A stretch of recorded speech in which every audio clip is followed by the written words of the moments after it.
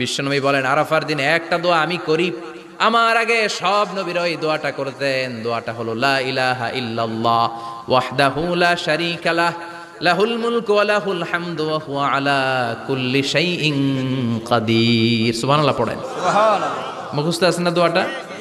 এটা পড়বেন। বিশ্বনবী আরাফার ময়দানে এই দোয়াটা পড়তেন। তাহলে বোঝা গেল বছরের সব দিন সমান না। সব দিন সমান না। বছরের সবচাইতে শ্রেষ্ঠ দিন হচ্ছে আরাফার দিন। কোন দিন? এবার বলেন বছরের সবচেয়ে শ্রেষ্ঠতম রাত কোনটা? কদরের রাত। ইন্না আনজালনাহু ফি লাইলাতিল কদরি ওয়া মা আদরাকা মা লাইলাতুল কদর লাইলাতুল কদরি খায়রুম মিন আলফি শাহর। হাজার মাসের চেয়ে সেরা। ওই রাতে